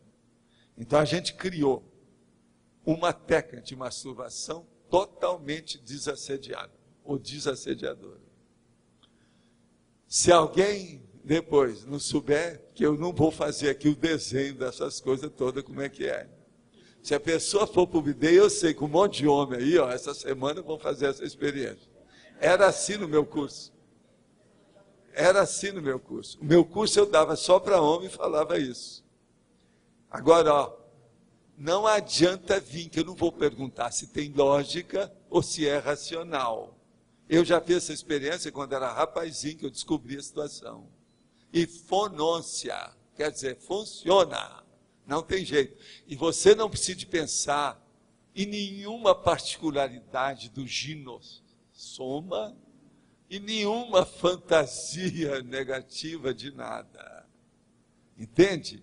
Agora, no caso aí do nosso amigo, que ele vive carente dessas coisas, isso aí vai resolver sem ele ter assédio nenhum. Pelo contrário, ele pode até aumentar as energias com esse processo, porque desafoga, alivia. Desde novembro de 2007, tenho disponibilizado minhas energias em horário determinado. Como não percebo o EV e não tenho parapsiquismo, não tenho convicção de estar trabalhando mesmo com o amparador. A TENEPS poderá estar acontecendo ou não. Escuta, a primeira coisa é a seguinte, você está fazendo TENEPS ou não? Se está fazendo TENEPS, você tem que seguir as técnicas da TENEPS e esquecer o resto. Se você não está fazendo TENEPS, esqueça que não é TENEPS, é qualquer coisa que está mexendo com energia. O que interessa é a TENEPS. De onde provém a facilidade com a linguagem erudita e a dificuldade, intolerância, aversão, inclusive às vezes irritação com a linguagem coloquial, gírias e palavra mal pronunciada? De que forma é possível superar tal trafar relacionado ao coloquialismo? No verbete sobre a linguagem oculta, a erudita, nas linhas 2 e 3 da definologia, consta que os signos eruditos podem ser gráficos e gestuais. Quais gráficos e gestos são considerados eruditos? Olha, seria bom você vir e ver a coleção de dezenas de livros que nós temos da linguagem por sinais. Ali você vai ver o processo de erudição. Tem uma opção de coisa erudita que aparece por sinal. Eu não estou falando essas bobagens de americano, aquelas coisas todas com mão, não. Tem coisa muito mais séria do que isso. O problema é ver. Agora, esse processo seu, de ter o trafar aí, de ficar irritado com a linguagem coloquial, a primeira coisa é o seguinte, isso é um processo, você me perdoa o mau jeito, mas é um problema de orgulho. É um processo que a sua erudição está elitista, está errado. Nós devemos entender o colóquio das outras pessoas, a conversação, o modo de ser, a gíria. Eu indicaria para você fazer, por exemplo, um artigo, por exemplo, procurando mostrar o lado bom da gíria. Isso vai ajudar o seu processo. Porque a pessoa vai defender aquilo que ela está querendo combater pelo instinto dela. Isso aí, essa sua reação é totalmente instintiva. Isso tem que acabar, a gente tem que levar isso para o mental soma para acabar. O senhor tem alguma noção da linguagem erudita, da consciência livre? E do serenão, como é realizada a sua linguagem erudita? Olha, o que eu vejo, serenão, é que eles usam consciências. Eu sei o que é o consciências. Mas agora eu só te peço para pensar o seguinte, como é que você vai pensar uma linguagem que não tem signo? Que não precisa de signo? Como é que fica isso? Isso é que é o consciência.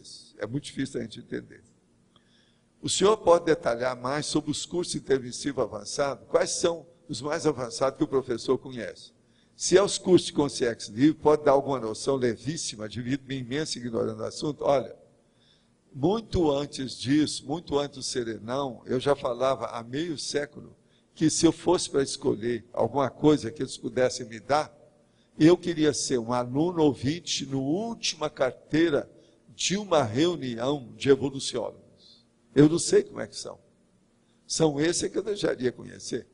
Primeiro evoluciólogo, depois é que a gente vai estudar o que é o Serenão, nesse particular. A gente sabe o que é o Serenão, mas de uma maneira superficial.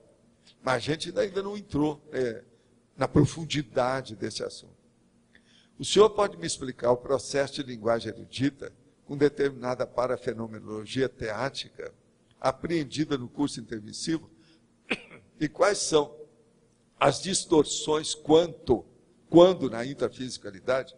Eu sei que varia infinito, mas pode me dar um exemplo? Obrigado. O caso é o seguinte. Perdão. O caso todo é o seguinte. Vamos entender. Quando uma pessoa vai no curso intermissivo, e é a primeira vez que ela faz aquele curso, o curso é primário, mas ela passa lá uma temporada, e ela chega à conclusão que aquilo tudo vai enriquecer e vai potencializar a evolução dela, aquilo ajuda muito. Mas o que é que se passa? Mesmo ajudando desse jeito, ela tem milhares de vidas que ela teve antes, com emoção, com instinto, com certas tendenciosidades que agora ela tem que mudar. Então ela chega aqui e ela começa a repetir aquilo que ela fazia em vidas anteriores. E aquela parte nova, ela tem dificuldade de fazer a retrocognição intermissiva do curso que ela fez. Esse é o motivo que nós fizemos o processo da conscienciologia, instalamos as ICs, para que a pessoa, nós aqui, os professores, por exemplo, da conscienciologia, sejam agentes retrocognitores para essas pessoas se fortalecerem no nível de lembrar o que elas estudaram no curso intermissivo. De modo que o processo mais sério aí da história é isso. É nós fazermos a lembrança nossa daquilo que a gente estudou e procurar informar as pessoas para que elas se lembrem através das informações que nós fornecemos. Outra, no verbete sobre a linguagem erudita, na linha 4 da fatologia, consta o coloquialismo como dissertação técnica. Mas o coloquialismo não é antônimo de dissertação técnica? Não. Você pode ter um coloquialismo seríssimo, tudo técnico. Dentro do processo, por exemplo, os cientistas, quando estão debatendo, o coloquialismo deles pode ser de uma erudição avançadíssima. Quando a gente começa a falar, por exemplo, certos termos técnicos que eu tenho de conscienciologia, tem muita gente, se chegar, que não conhece nada, não vai entender patavina do que a gente está falando. De que forma posso ser coloquial e, ao mesmo tempo, dissertar tecnicamente sobre algum conceito? É usando a tradução de todos os termos eruditos da linha de conhecimento que você está falando. Traduz aquilo na linguagem comum. Também, junto da expressão técnica do processo. Ontem, conversando com um colega por telefone, a gente viu uma sobrecarga de trabalho, já que centralizam várias tarefas em poucas pessoas. Era para ser assim mesmo que a gente planejou no Extrafísico, ou para ter mais pessoas atuantes? Ou tem a ver com a incompetência profissional, pessoal? Não. O negócio aí é porque as coisas estão em andamento, as pessoas ainda não acertaram a sua organização. Falta aí a administração mesmo. Na página 2, seção de neosinapsologia, qualquer estilo técnico estimula a neossinapse de quem lê, ou algumas características técnicas ajudam mais a criar sinapse. É lógico que algumas características ajudam mais, mas qualquer estilo técnico realmente pode ajudar a pessoa a criar neossinapse. Sem problemas técnicos é mais difícil a pessoa criar neossinapse, que ela vai ficar dentro do artesanato, do instinto, da linguagem oral, normal, das coisas todas. No verbete sobre a linguagem erudita, página 2, linha 2, da antagonismologia, o sertanismo tem relação com os bandeirantes e com o Manchal Rendon? Ou o significado do verbete é outro? Não. Aonde que a gente fala em sertanismo, tem. Mas não é só isso. Tem também aquela pessoa, por exemplo, o Guimarães Rosa, o Mário Palmério, o outro Guimarães lá de Goiás, que andou escrevendo sobre as coisas. Tudo isso é um processo do country, é um processo da linguagem silvestre, campestre e outros nomes que tem. Isso tudo está dentro do sertanismo e vale a pena. Uma outra coisa também é estudar os sertões, que lá tem linguagem erudita no processo do sertanismo. Tem como eu saber se tem macrossoma, e isso é importante? Analisando o histórico da minha família, alguns fatos me chamou a atenção. O que me levaram a pensar nisso? Olha, seria bom você estudar, anotar tudo e pesquisar. Ver se você tem tempo, uma coisa dessa, vai em frente. Gostaria de saber se eu estou agindo corretamente. Quando faço EV, eu imagino acontecendo nas minhas filhas e na minha esposa. Isso está correto? Imagina acontecendo o quê? Será que é energia? Dá um banho? Detalhe, uma das minhas filhas está em Curitiba. Eu, minha esposa e minha filha de 7 anos moram comigo em Passo Fundo, Rio Grande do Sul. Eu li que não devemos mandar muita energia para as pessoas. Cada um tem que buscar a sua. Você leu errado. A gente tem que mandar energia para as pessoas, que é o único jeito de fazer assistência. Isso aí é uma tolice enorme. Essa última está errada. Agora, a hora que você manda energia para a pessoa, você não vai fazer, às vezes, que ela vai entrar em estado vibracional. O estado vibracional puro mesmo tem que ser feito pela vontade da pessoa. Agora, você pode dar uma mãozinha, né? Ajuda, né? Ajuda. Você sempre comenta sobre as 40 manobras energéticas básicas. Elas estão enumeradas em algum livro? Sim. Você pega no Projeciologia, que tem 39 lá, com detalhes. Agora, a última é o banho energético extrafísico de energia, que não precisa a gente falar muito, que esse é mais avançado. Então, é só pegar Projeciologia, pega lá, energia, que você vai ver. Já perguntei a algumas pessoas aqui em Sampa, mas ninguém soube dizer, eu antei, não encontrei. Olha, São Paulo está cheio de gente que eu tive trabalhando aí anos e anos, mas o povo ainda é anarfa em conscienciologia, precisa estudar mais. Agora, o nosso amigo Marco, com alguns dos nossos amigos, está fazendo uma unidade lá, muito séria de pesquisa, não é isso? Pesquisarem. Vamos ver se lá a turma vai estudar as 40 manobras de energia. Agora veja, cadê a Pilar? Ela está aí? Não. Não está, não. Senão eu ia perguntar para ela, quantas vezes eu falei nessas manobras lá em São Paulo? Quantos anos? O Marcio está aqui. Ô, Marcio, você sabe. O que adiantou? Aí, ó. Agora, ele vai falar, não, eu sou novo, eu cheguei ontem. Ok. Mas ele perguntou para um monte de gente que está lá, e ninguém está sabendo. Quer dizer, uma vergonheira. O problema do dinheiro sobe no paulistano, a cabeça dele fica alterada com dinheiro. Temos que dar um jeito de mexer no mental soma de outras coisas. Qual a sua opinião sobre Esperanto? Li um artigo sobre o Estado Mundial propondo o idioma como opção do recurso linguístico para a integração dos povos. Não conheço o idioma, mas entendo os argumentos em seu favor. Primeiro, é universalista, não pertencendo a nenhuma nação. Além disso, tem regras simples sem ser simplório, facilitando o aprendizado geral. Como interpreta essa proposta? Olha, esse negócio de linguagem internacional foram feitas mais de meia dúzia delas, igual o Volapük e outras mais. Isso não funciona. Por quê? Há um princípio básico em matéria de linguística que diz o seguinte, a língua tem que se funcionar sem ser artificial. É a própria vida que tem que levar a fazer essa língua. Do jeito que nós estamos aí, a língua melhor que tem aí, substituiu o latim até agora, que não é o ideal, é o inglês.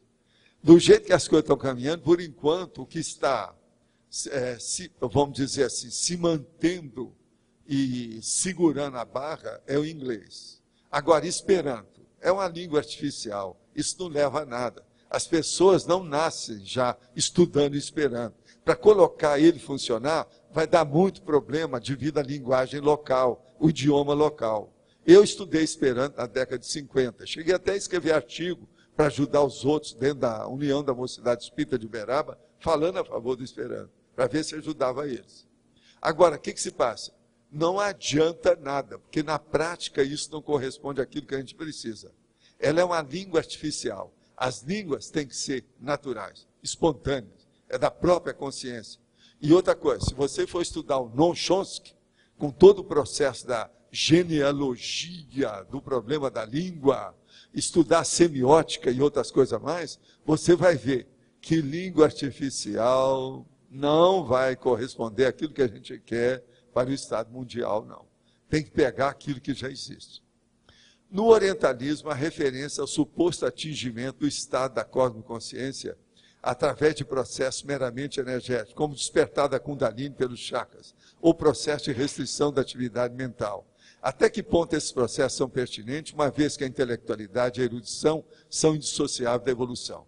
Olha, você me perdoa, o orientalismo, nesse ponto é zero à esquerda, não vale nada. Se valesse, já teria acabado com a bovinolatria, que é a adoração da vaca, e outras coisas mais. Há quanto tempo que eles estão lá? E outra coisa, eles teriam acabado com o processo do assédio, o heteroassédio, o autoassédio. Ninguém fala nisso. Tudo eles levam para um lado romântico, literário, lírico, muito bonito, mas poético. Isso não resolve nada. Nós temos que ver o lado ruim e o lado bom das coisas. Analisar uns e outros para ficar só com o lado bom. De modo que, processo de Kundalini, por exemplo, você não vê ninguém falar em pré-Kundalini, que é uma das coisas mais sérias que tem. O que a gente tem mais contato direto com a matéria é a planta do pé, é o planto chakra. Você não vê falar em pré-Kundalini. Antes de chegar a energia na Kundalini do sexo chakra, vem a planta do pé. Está pegando energia onde você põe o pé aí agora. Ó. Veja bem, por que o orientalismo nunca falou nisso? Eu não entendo por quê. Por que é que eles nunca falaram em desassédio? Quer dizer, são as crianças, não resolve. É uma beleza, mas eles pararam no tempo, porque acharam que aquilo tudo lá era uma verdade absoluta, ficou um dogma, e eles colocaram aquilo como uma verdade para sempre. E não fizeram mais pesquisas. Então, negócio de orientalismos, do ponto de vista parapsíquico, de evolução, não é a mesma coisa daquilo que nós falamos. Não resolve nada. Se resolvesse, eu estaria aqui com os monges, estaria falando com vocês sobre o processo todo lá, dessas linhas deles que tem quantos séculos. Isso não resolve nada. A maioria aqui já passou por isso. O que deu? Não deu nada. A coisa só está começando a clarear através dos cursos intermissivos, porque fala a verdade na cara da pessoa. Soco na cara, fratura exposta, impacto terapia, porque senão não adianta. Outra coisa. Poderia comentar um pouco mais sobre os problemas que uma pessoa pode ter devido à sua força presencial? Qual é a responsabilidade cosmoética de uma pessoa com esse trafor? Olha, a responsabilidade é enorme, mas agora é preferível ter o trafor do que não ter. É preferível arrostar as dificuldades e pagar o ônus de ter uma força presencial do que não ter. Eu sei como é que é isso devido aos meus processos de energia. Sempre tive problema. Eu já tentei me esconder de tudo quanto é jeito. Não resolve. Eu já fiz até disfarce. No fim, eles acham a gente. Há um processo meu terrível, que uma vez eu fui levar uma tia lá para o Centro Espírita Cristófilos. Na hora que eu levei, nós sentamos atrás, tudo, eu só fui falar com o povo, que ia falar depois, comunicou lá uma consciência e falou, esse rapaz que está aí pode dirigir a mesa tal ali, que era a mesa de desobsessão. Agora, ninguém lá me conhecia. A minha tia abriu os olhos desse tamanho. O que é isso? Porque ela sabia também que nós nunca tínhamos ido lá. Então vocês vejam, a força presencial mais séria não é a física.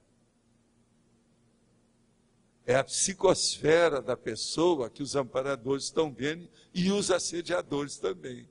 No meu caso lá no Cristófilo, o que me ajudou é que foram os amparadores que viram que eu estava lá. Entende? Mas agora veja.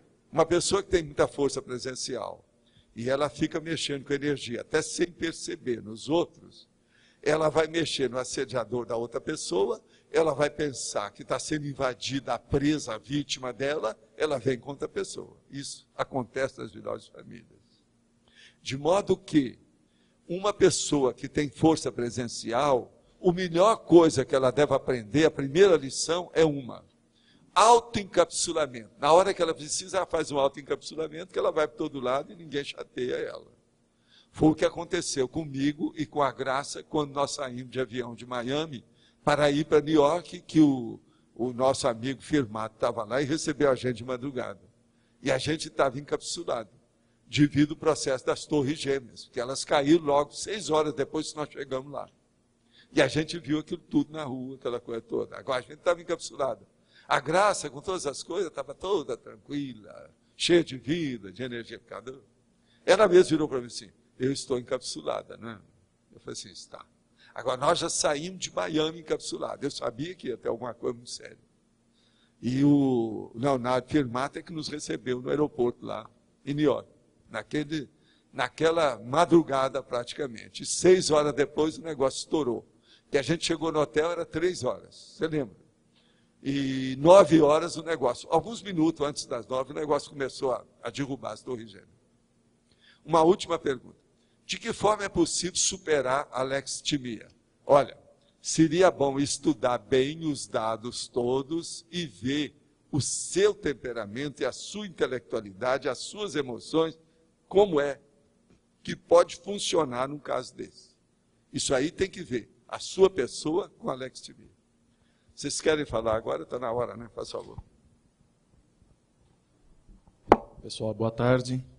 Nós temos novidades aqui em relação ao tertuliário e ao programa Amigos da Enciclopédia. Acho que o César vai dar uma notícia boa para nós aqui.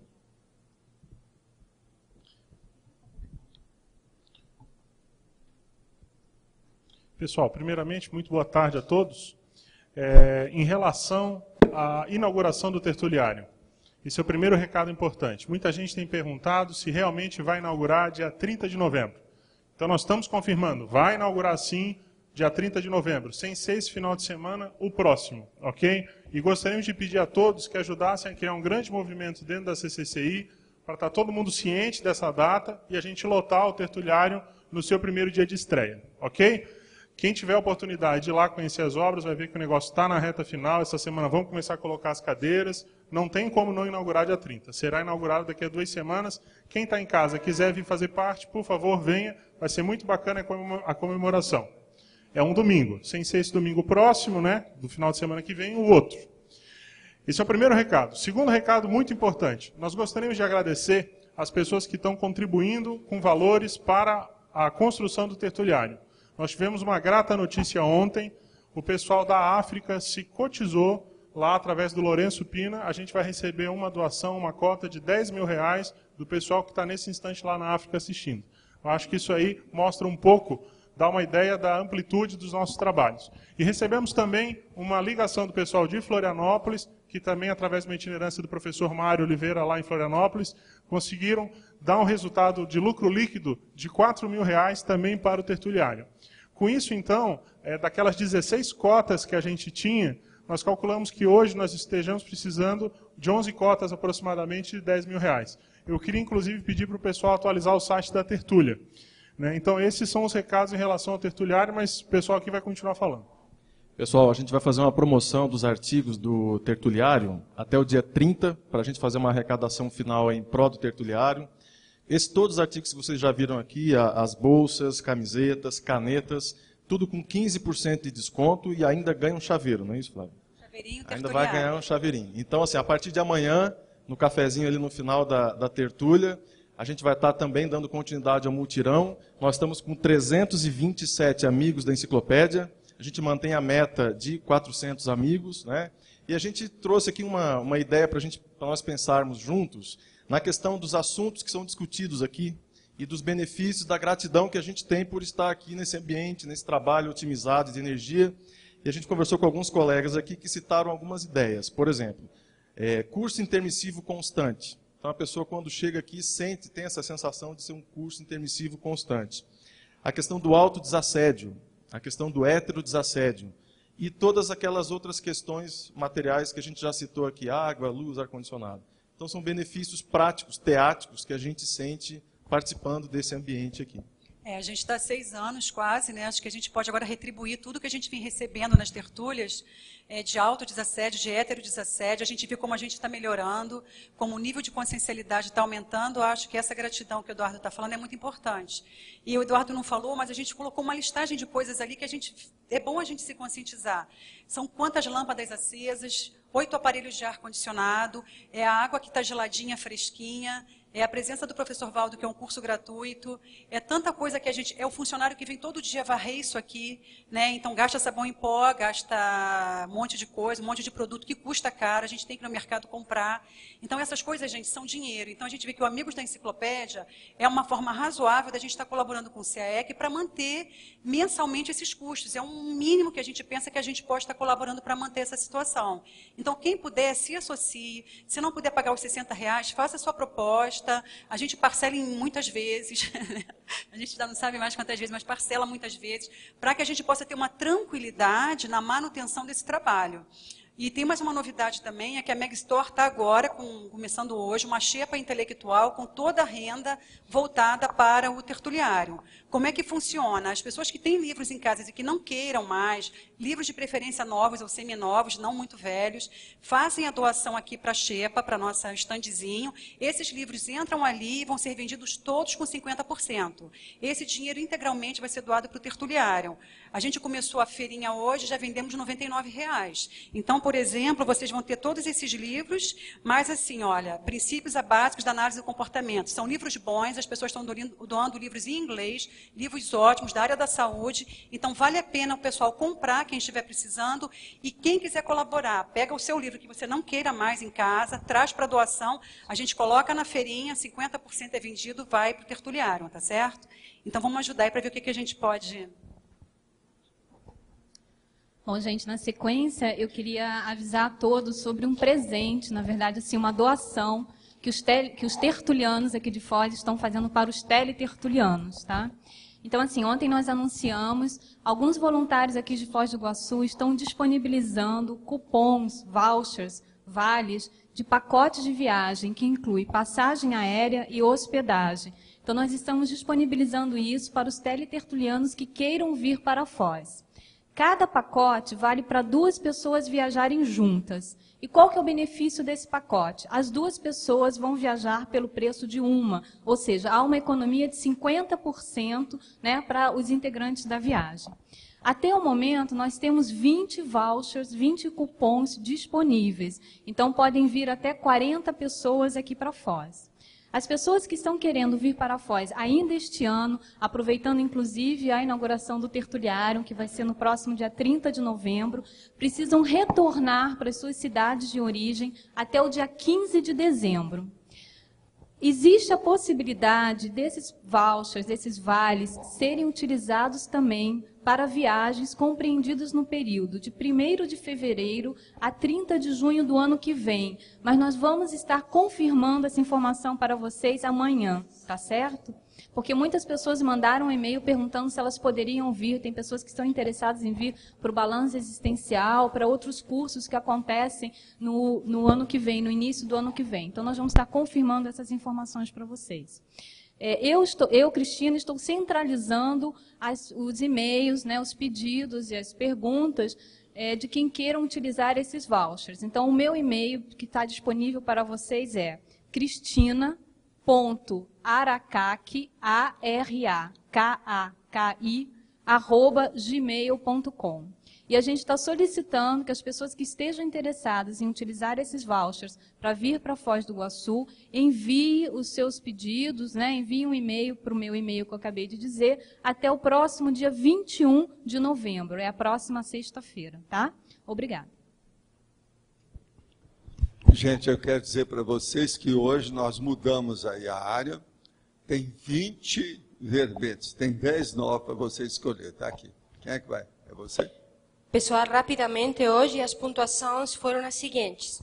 Votos online 17, perguntas respondidas online pelo professor 20 e assinaturas no livro de presença 86. Hoje não temos recados, vamos já ler os verbetes então. Verbetes novos: paradoxo, amizade, debate, parapercepto, parapolimatia, paravoluntariado, ponto evolutivo, precedente, primado evolutivo, primeira ação, prioridade e realidade inexcluível. Agora os verbetes antigos: agenda vazia, coabitante, coativação atributiva, coleta seletiva, consciência retardatária, consim problema, hibernante, inconcretude, megapeso e melex. Pessoal, temos um recado, sim. Desculpe, o César vai dar um recado. Pessoal, eu queria convidar a todos para amanhã às 8 horas da noite. Nós vamos ter aquela nossa sessão pipoca especial. O filme de amanhã à noite, no Discernimento, às 8 horas, é um documentário espírita sobre a vida e a obra de Eurípides Barçanufo, médium e educador. O professor Valdo já citou em tertúlia a hipótese dele ser um desperto, e é um documentário que vale a pena ser assistido. Para quem não conhece nada da história do Eurípides Barçanufo, vale muito a pena a pessoa ir lá amanhã à noite e assistir esse documentário. Então fica o convite, amanhã 8 horas da noite, no Discernimento. Muito obrigado.